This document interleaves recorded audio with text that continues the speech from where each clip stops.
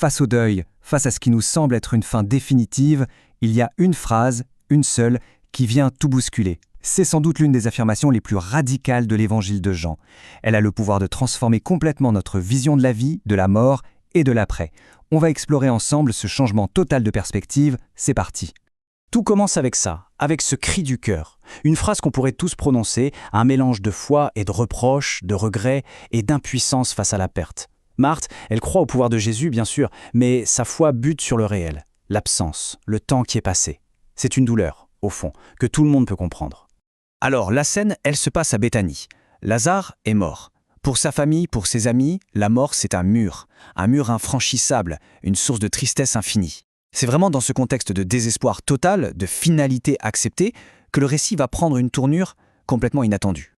Il faut bien comprendre qu'à cette époque, l'idée d'une résurrection existait. Beaucoup y croyaient, Marthe y compris. Mais attention, c'était vu comme un événement pour la toute fin des temps, un truc collectif qui arriverait un jour. Une espérance, oui, mais pour un futur très très lointain. Et là, c'est fascinant. Marthe, elle expose sa théologie parfaitement. Elle a la bonne doctrine, si on veut, elle connaît son catéchisme par cœur. Mais pour elle, la résurrection, ça reste un concept, un article de foi qui est juste, mais qui concrètement ne change rien à sa douleur là, maintenant.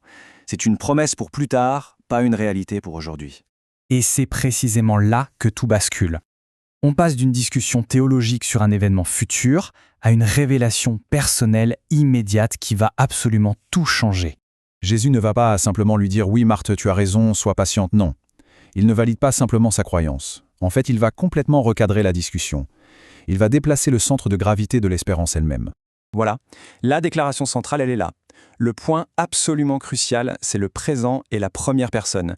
Jésus ne dit pas « j'apporterai la résurrection » ou « je vous garantis la résurrection ». Il dit « je suis ». Il ne décrit pas un événement, il se définit lui-même. La résurrection, ce n'est plus un quoi, c'est un qui.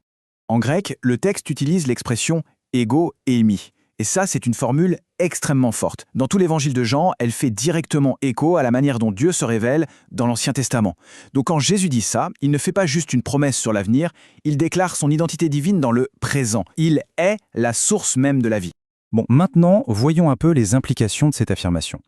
Parce que c'est une véritable révolution théologique qui est proposée ici. C'est vertigineux. Ce tableau y résume parfaitement le basculement. D'un côté, la vision de Marthe, la résurrection est un événement, c'est dans le futur, c'est lié à la mort et ça reste une promesse. Et de l'autre, la vision de Jésus, ce n'est plus un événement, c'est une personne, ce n'est plus dans le futur, c'est au présent, ce n'est plus lié à la mort mais à la foi, et ce n'est plus une promesse, c'est déjà une réalité. Ce changement de paradigme, il va même jusqu'à changer le vocabulaire. Un peu plus tôt, Jésus parle de Lazare en disant qu'il dort. Le mot grec ici, c'est koimao, qui a donné notre mot cimetière, littéralement le dortoir. Ce n'est pas thanatos, la mort vue comme une fin irréversible absolue. Et si quelqu'un dort, eh bien, on peut le réveiller.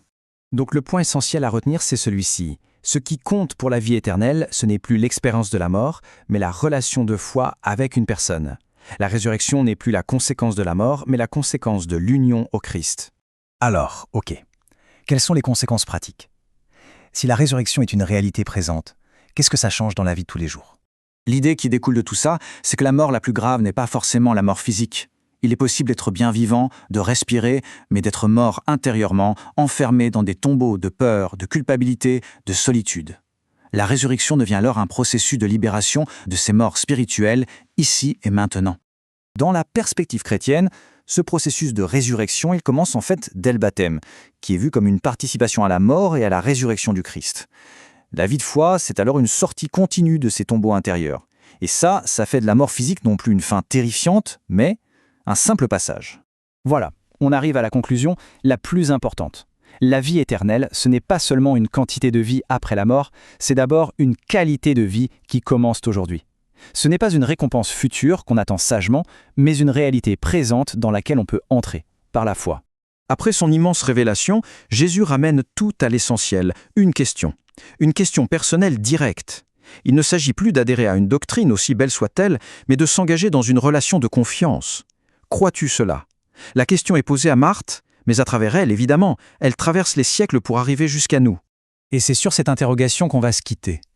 Au-delà du miracle, au-delà de la théologie, cette question intime, elle demeure. Elle invite chacun à se positionner non pas face à un concept, mais face à une personne qui prétend être la réponse vivante à la plus grande peur de l'humanité.